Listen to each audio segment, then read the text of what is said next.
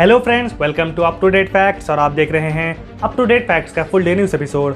केंद्र सरकार ने आज साल 2021-22 के लिए गन्ने की फसल की fair and remunerative price FRP को प्रति क्विंटल 290 रुपए फिक्स किया है। यह अब तक की गन्ने की फसल की सबसे हाईएस्ट एफआरपी है। इससे देश के गन्ना किसानों को फायदा होगा। बिहार सरकार ने राज्य में चल रहे कोविड लॉकडाउन में थोड़ी सी ढील दी है। बिहार में अब से पहली से 12वीं कक्षा के स्टूडेंट्स के लिए क्लासेस रीओपन किए जा सकेंगे। सोशल, पॉलिटिकल और रिलीजियस इवेंट्स प्रिकॉशन और परमिशन के साथ कंडक्ट किए जा सकेंगे। इसी के साथ रेस्टोरेंट्स, सिनेमा हॉल्स और क्लब्स को 50% कैपेसिटी के साथ ऑपरेट किया जा सकेगा। भारत में आज कोविड-19 वैक्सीनेशन की संख्या 60 करोड़ के पार चली गई। भारत चाइना के बाद सबसे ज्यादा कोविड वैक्सीन देने वाला दुनिया का दूसरा देश है।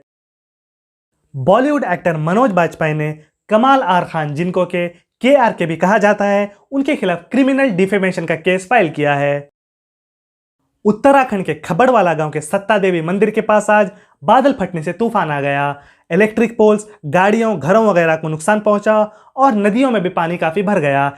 SDRF की टीम्स बचाव कार्य कर रही हैं। किसी के भी जानी नुकसान की कोई खबर नहीं है।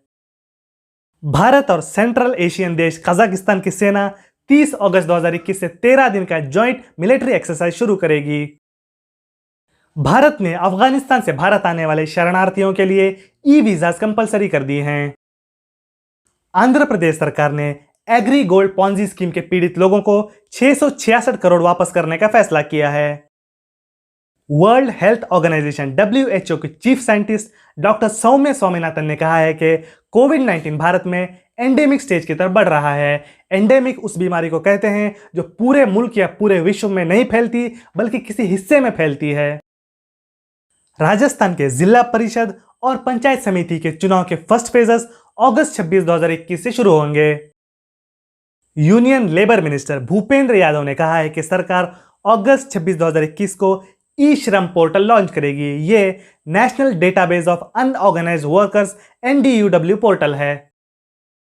उत्तर प्रदेश सरकार ने 2003 के मुजफ्फरनगर दंगों के मामले में आरोपियों पर लगे 77 केसेस को वापस लिया है। सुप्रीम कोर्ट ने हरियाणा सरकार को कहा है कि बैकवर्ड क्लासेस के क्रीमी लेयर को सिर्फ इकोनॉमिक क्राइटेरिया पर डिसाइड नहीं किया जा सकता और इसके लिए सोशल क्राइटेरिया को भी अकाउंट में लेना जरूरी है। यूनाइटेड स्टेट्स ऑफ अमेरिका की यूनिवर्सिटी ऑफ ड्यूक और इटाली की यूनिवर्सिटी ऑफ पैडुआ के रिसर्चर्स का कहना है कि अगले 60 सालों में पूरी दुनिया को कोविड-19 जैसे और एक पैंडेमिक का सामना करना पड़ सकता है। चाइना की कम्युनिस्ट सरकार ने प्रेसिडेंट जी जिनपिंग की पॉलिटिकल आइडियोलॉजी को देश के कॉलेजेस और स्कूल्स के नेशनल करिकुलम में शामिल किया है। माइक्रोसॉफ्ट के एक ऐप बिल्डिंग टूल से 38 मिलियन लोगों का प्राइवेट डेटा चोरी हो गया। इस डेटा में नाम, ईमेल एड्रेस, फोन डिटेल्स और यहां तक के कोविड-19 वैक्सीनेशन के अपॉइंटमेंट डिटेल्स भी शामिल थे। हाल फिलहाल में डेटा लीक के बहुत सारे केसेस दुनिया में शामिल हो रहे हैं। ऐसा लग रहा है कि दुनिया में यूजर्स का कोई भी डेटा प्राइवेट ना रहा और कोई भी प्राइवेसी ना रही।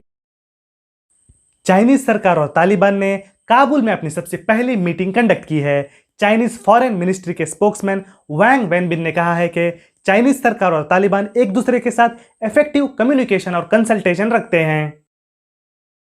अफगानिस्तान पर तालिबान के कब्जे के बाद कोविड-19 वैक्सीनेशन रेट में 80% तक की कमी आई है। अगस्त 15, 2021 के बाद अफगानिस्तान में सिर्फ 30,000 वैक्सीनेशन डोजेस दिए गए हैं।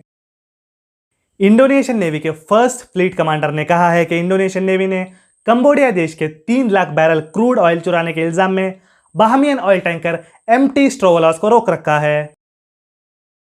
तालिबान ने आज अफगानिस्तान में कहा है कि अब से इवैक्यूएशन के लिए सिर्फ फॉरेनर्स जा सकेंगे और अफगानिस्तानियों को काबुल एयरपोर्ट पर जाने की इजाजत नहीं होगी। अफ्रीकी देश अल्जीरिया ने मोरक्को देश के साथ अपने डिप्लोमेटिक संबंध खत्म किए हैं। अल्जीरिया का मानना है कि मुल्क में कुछ अर्सा पहले लगी आग के लिए मोरक्को के कुछ लोग जिम्मेदार हैं। जानते हैं कैसे रहे भारत के शेयर बाजार। सेंसेक्स 14 पॉइंट्स नीचे गिरकर 55,944 पे बंद हुआ और निफ्टी 10 पॉइंट्स बढ़कर 16,634 पे बंद हुआ। MCX में आज सोने की कीमत प्रति 10 ग्राम 47,155 रुपए रही और चांदी की कीमत प्रति 1 किलो 62,920 रुपए रही। रुपया आज डॉलर के मुकाबले 6 पैसे नीचे गिरकर 74.25 पे बंद हुआ और इंटरनेशनल मार्केट्स में ब्रेंट क्रूड की कीमत प्रति बैरल $68.98 रही। भारत की कोरोना अपडेट्स। भारत में पिछले 24 घंटों में कोरोना के केसेस हैं 37,593 और टोटल केसेस हैं 3,25,12,366। भारत में पिछले 24 घंटों में टोटल रिकवरीज हैं 34,169 और टोटल रिकवरीज हैं 3,17,54,281। भारत में पिछले 24 घंटों में कोरोना की वजह से टोटल हुई मौतों की तादाद है 648 और टोटल देश में हुई मौतों की तादाद है 4,35,758। भारत में पिछले 24 घंटों में 61,90,930 लोगों को वैक्सीनेट किया गया है और टोटल वैक्सीनेशन डोज की तादाद है 59,55,04,593। भारत में करंट एक्टिव केसेस की तादाद है 3,22,327। दोस्तों, ये थी आज की फुल डे न्यूज़। अगर आप हमारे चैनल पर नए हैं तो हमारे चैनल को लाइक करें, शेयर करें, सब्सक्राइब करें और बेल आइकन को ज़रूर प्रेस करें ताकि कोई भी नोटिफिकेशन आपसे मिस ना हो। मिलते हैं अगले वीडियो में। धन्यवाद।